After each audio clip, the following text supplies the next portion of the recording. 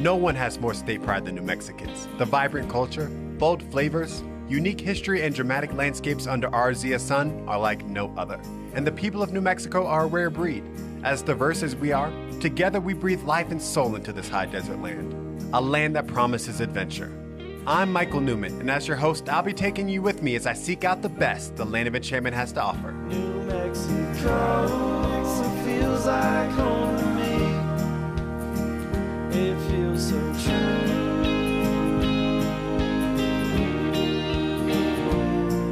It's time well spent when I spend it with you.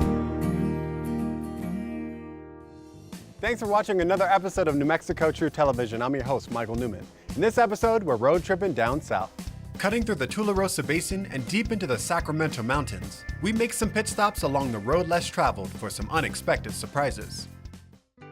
2.5 hours southeast of Albuquerque off US 380 East is the town of White Oaks. In the shadow of the Jicarilla Mountains and backing up to the Lincoln National Forest, the sleepy town you will find today is a stark contrast to the lively community it was in the late 1800s. Yes, White Oaks was a boom town. Gold was discovered in the surrounding hills in 1879 and a mining camp was set up. Ultimately, the tent-city sprawl evolved into a bustling town whose history is revealed within the walls of this old miner's cabin, now serving as a museum. Uphill from the cabin is the old schoolhouse, a stately structure preserved so it appears very much as it did when it was built in 1895. A few private homes, like the Victorian Gum House, have stood the test of time as well, hinting to the prosperity the residents enjoyed in those days. I decide to make my way down to the main road where the old brown building still stands, but a couple of doors down, the No Scum Allowed Saloon is calling my name. White Oaks is one of those places you would never know you were getting there until you were there, right? Absolutely. It's a little hideaway. So what's the history behind this place? Well, the building was built in the 1890s, and it first housed 2 attorneys. It's also served as a post office. Okay. It also served as an assayer's office. This was one of the largest communities in New Mexico. The first governor of the state of New Mexico is buried here and is from here. There's a lot of discussion about when Billy the Kid was here. When Billy the Kid was here, and he was here a few times, this was actually a tent city. So many of the buildings that you see in White Oaks were not built at the time that he was here. What initially brought people to White Oaks? What started the town initially was the discovery of gold. We had the Old Abe mine here, which was one of the deepest mines in the world. About 1889, the gold mining kind of went by the wayside. Okay. Population started to drop off until 1912, where we built the first electric co-op. It's kind of been the pioneering place in this part of the state. The population here was a highly educated population. We had an opera house. Really? They had a baseball team. The school, for example, was built for $10,000, and the parents of the students that went to school there paid a tuition of $300 a year until that debt was paid. Oh, first private school. Yes, exactly. So fast forward after the lawyers and this became a saloon. One of the locals, generationally ranchers, decided that it was important to have a bar in White Oaks, New Mexico.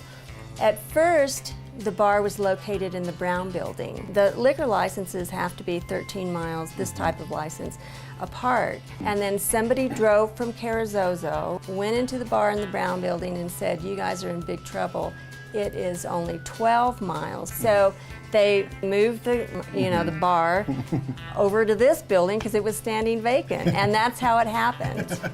It just sort of evolved. Everybody who's owned this bar has put their own stamp on it. One of those really nice stamps is we have indoor restrooms now that are modern. The modern luxury. A modern luxury, No more outhouses? which it wasn't so modern before. We just had a bucket of water, so that was before my time. Okay, right. So. The saloon is only open Friday through Sunday. See if you can make it on a Saturday night when they have live music. And make sure to ask how it got the name No Scum Allowed. And while you're there, set aside time to visit the upstairs of the schoolhouse, which also serves as a museum. And now from the pages of New Mexico Magazine. Just over 2 hours southeast of Albuquerque off US 380 East is the town of Carrizozo. A hub for the surrounding cities of the Tularosa Basin, Carrizozo has long been a crossroads for travelers heading westward to Lincoln. or on a southerly route to destinations like Alamogordo. Its history as a railroad town and thoroughfare is still relevant today. But this town is experiencing a revival that goes beyond the fresh paint on the walls. Enticing people to stop and take a gander, the colorful burros of Carrizozo are both welcoming committee and emblem for the town's art renaissance. For inside these old buildings are artists at work, breathing a new vitality into these historic structures. In addition to the galleries lined along 12th Street is the iconic Lyric Theater, currently being restored by local artists Paula Wilson and Mike Lag, who have truly embraced its rustic glory. Their studio is next door, where I had the chance to check out some of Paula's paintings and Mike's woodwork creations. But to delve into the past lives of these buildings, I head over to Malkerson Gallery 408. What was this building back in the railroad days? The Golden State Limited from Los Angeles to Chicago came through Carrizozo, New Mexico. Okay. At 4 o'clock in the afternoon, it stopped. All of the women from Los Angeles got off of the train, and all the women in town had their kids at the depot to see what they were wearing. Fashion was a big deal in Carrizozo. So one of the fashion houses in Carrizozo at the time would have been the Lane Sisters dress shop, which is now a gallery. Another building is the former hardware store. That's referred to as the Lutz Building. And Lutz Building was built in 1917.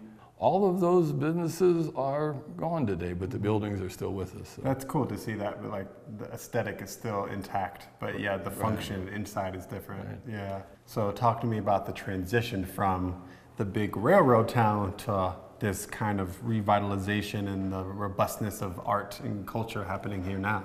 Well, I think what's fascinating is Carrizozo is the county seat for Lincoln County. So we go from about 4,500 feet altitude to 12,000 feet in one county. So from Carrizozo, any direction you look, you can see the mountains, right? We can also see a desert environment, a lava flow. We're not that far from White Sands, Missile Range. So even though we're in the middle of nowhere, there's a lot of diversity. A lot of interesting diversity, yeah. Yeah, for sure. And you see this all over the state with the creatives and having the skies and the bright pinks and the bright blues around you. Just like, okay, I can come here and do art and live a very simple life. And that's attractive, I would say, right? With that, we head over to the Lutz Building, where upstairs, artists can rent studios, but downstairs, visitors will find the Tularosa Basin Gallery of Photography.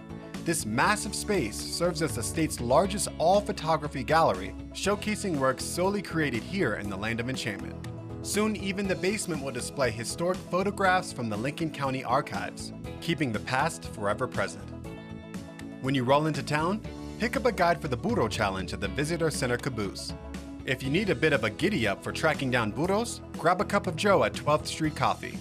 And before you go, see if Mike and Paula's Zozo has anything going on at the Lyric while you're in town. For more great stories like this from New Mexico Magazine, visit newmexico.org. Stay tuned to find the hidden gem of Otero County. Do you take a lot of pictures on your New Mexico travels? Well, if you do, show us by hashtagging New Mexico True on Facebook, Twitter, and Instagram. Less than 10 miles north of Alamogordo off US 5470 is Luz Pottery. One of the best kept secrets of Otero County, this historic property was recently donated to the Tularosa Basin Museum of History, who offers tours of this spectacular site.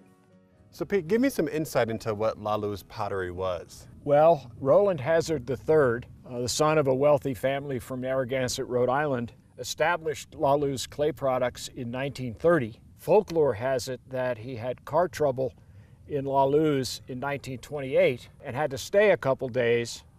And that's what gave him a chance to explore and discover all of this beautiful red clay that surrounds us. He established the pottery and recruited 3 Mexican brothers, originally from Jalisco, Mexico, to be the principal potters. They would produce Mexican roof tiles that we can see on many of the buildings, as well as floor tiles and lots of ceramic vessels. So obviously it was a local enterprise, but did the tiles ever take off and get a lot of production? Absolutely. Luz tile, both the mission roof tile as well as the ceramic vessels, were sold in 44 states and 4 foreign countries, largely through the main office, which was ironically on 52nd Street and Park Avenue in New York City. Behind me down here is the main kiln with a new roof, but largely intact as it existed back then. This little building over here, I call it the bunkhouse. That's the location where the manager and other workers would stay when they were monitoring the kiln when it was firing. Can we go take a look? Can Absolutely. We go down there? Let's go down and look at the kiln. Okay. This is the only surviving industrial scale downdraft pottery kiln left in the United States. It's built of fire brick on the inside, surrounded by all this adobe, and of course strapped together with steel so that the expansion and contraction under the heat so that it wouldn't crack. And as you can see, part of the last load of roof tiles is still in place inside the kiln. From what year would you say? Probably about 1947. It's crazy these tiles are still here, nearly 70 years later. This is the laboratory building, Michael, where a ceramic engineer would formulate the various glazes and clay mixtures. In this little rack we have a variety of sample discs that show the different glazes, and of course we also have all these chemical reagent containers and this row of bins for specialized clays, many of which were imported from all the way across the country. Even some of the clays were probably coming as far away as Europe. Wow. And we have one of the original scales and various molds for different shapes and sizes of tiles, and the forms over here to mold the roof tiles in shape. That's really interesting to see how an item like tiles, New Mexico land, dirt, was on the world stage, if you will. Exactly. Because I would have never, imagined people working in a space like this in the middle of nowhere, pumping out tiles. You just never know what you're going to uncover in these tucked away corners of our state. And now, here's another New Mexico true treasure. Hi, I'm Andrea, and the City of Rock State Park is one of my New Mexico true treasures. So it is scenic and it is really pretty, but it's also just like you can run all over and go anywhere you want, and you can climb up rocks and you can climb over things, and you can hide from people around corners and in little cracks in the rocks. And it was just, every time I've been there, it's been a good time. There's trails that wind in and out of the rocks, and we're not talking rocks or boulders even, but more like geologic features that go way above your head. And it's just fun to explore, and so many places I go, it's like, stay on the trail, don't cut the switchback, follow this, and this isn't like that. It's just an opportunity to like find your own way around. It's fun. Who knew one of the greatest urban legends came out of Alamogordo? Up next. If you missed an episode or just want to see more of New Mexico True TV, visit our YouTube page at youtube.com/Visit New Mexico. There you can find all of our full episodes and segments. Just over an hour north of Las Cruces off US 70 East in Alamogordo is the Tularosa Basin Museum of History, a pristinely restored building chock full of treasures. All right, Joe, so you have a very historically rich place here. So can you point out some flagship exhibits you have? Well, the building itself is one of them. It's from the 1930s. It's not super old, but just the history of the building was one of the things that really was impressive. That's why we had to save it. Before the plaza, Plaza's been here since the 30s. Okay. But prior to that, it was another bar, the railroad bar that was here because of the railroads. But it has all the history of the basin. The Tularosa Basin is not just Alamogordo history. It's all the way from the Texas border all the way up to Carrizozo and the mountain communities all the way over. And we have all the stories from the atomic bomb and that type stuff, the stealth that was here, all the way to the chuck wagons and Mr. Prather, the last holdout against the federal government when they were taking all the ranch lands. Yeah. Of course, Oliver Lee and the Billy the Kid story. Right. And then all through there, the 47-star flag, the first flag of New Mexico became part of the states. Which is that's a very unique thing, right? It's a unique, yeah, there's only 2 of those. And it was hanging over a bar in California for many, many years and nobody knew what it was. They just thought it was another American flag. Right. Actually, it was a patron sitting at the bar. Best way to describe him, I guess, is Norm in Cheers. And said there's 47 stars. People kind of ignored him for a while, like, it's the beer. Maybe I'm kind of, no, you can start over. And then the guy, they actually counted them, realized there's 47 stars for a few weeks between Arizona and New Mexico coming in. Right.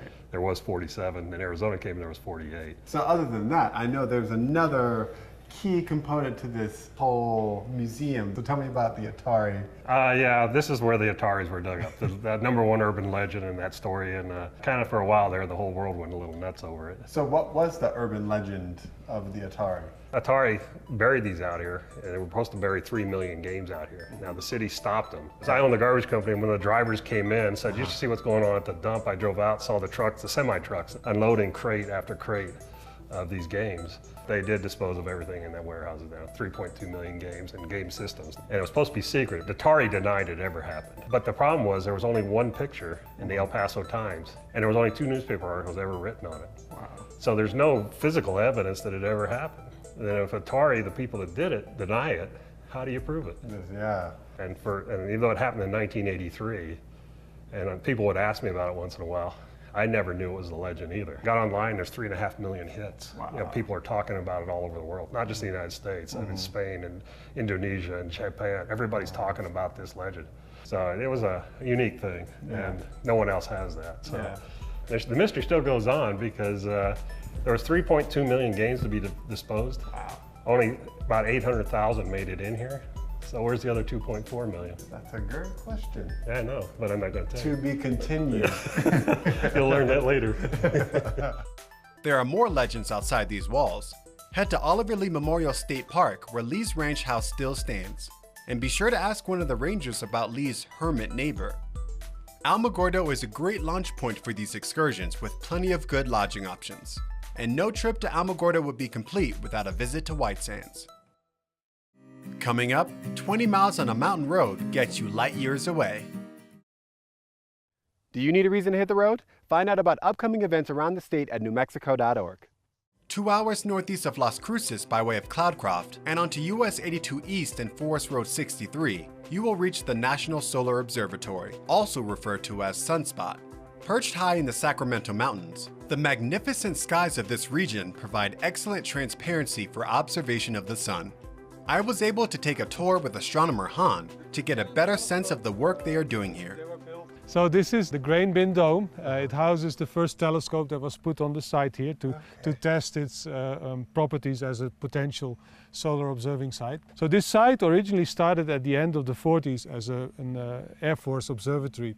The Air Force is interested in what we call space weather, the effect of disturbances that come from the sun that affect the Earth environment. The reason this site was chosen as a potential site for solar observing was twofold. A, this is high in the mountains and we have clear skies and not many clouds. And B, this site really overlooks White Sands. And back then, in the end of the 40s, they just started launching some of the rockets that they had captured at the end of World War II from the Germans. And so this site was chosen because of its vantage point over White Sands. And back then they needed a quick solution for housing for a telescope, so they ordered the grain bin, literally from the Sears catalog, and put it here, put a slit in the top and the sides so that they can point the telescope at the sky. And that was a good solution for it back then. The humble beginnings. So let's keep on going to see how it evolved. I'll show you the rest, yes.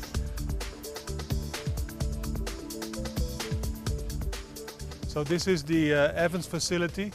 An instrument like this mimics the action of what happens during a solar eclipse, when the moon moves exactly in front of the sun and blocks the very bright disk and allows you to see the corona, the very faint corona. Looking at this one compared to the big one, it's like worlds apart. It's a very different instrument. Yes, yes. Towering above the other facilities on this mountaintop is the largest and certainly the most visually impressive of their instruments, the Richard B. Dunn Telescope. Wow, this thing is huge. Yes. This is a 300 tons of telescope that you're looking at, and this is not all of the telescope. The telescope goes down into the ground twice as far as what you see up here. This is 1/3 of it. Yes. Up on the top of the telescope you have two mirrors that track the sun during the day, that point the light through the telescope down to the bottom of the telescope, and that forms an image at about this height of the observing table. And then we have optics that distribute the light through the different instruments that are here on the table.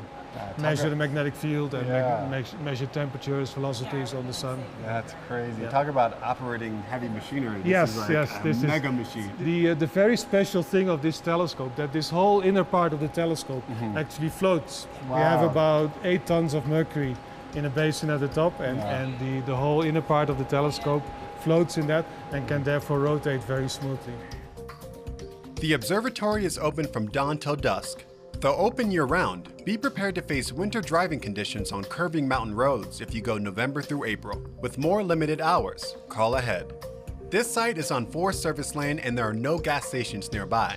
Fuel up in Alamogordo or Cloudcroft before heading up.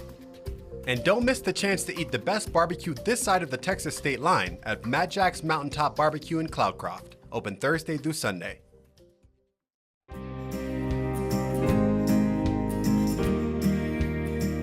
Thanks for coming along with us on our road trip through the South's lesser-known locales, where discoveries are always just around the bend. With that being said, what are you doing next weekend?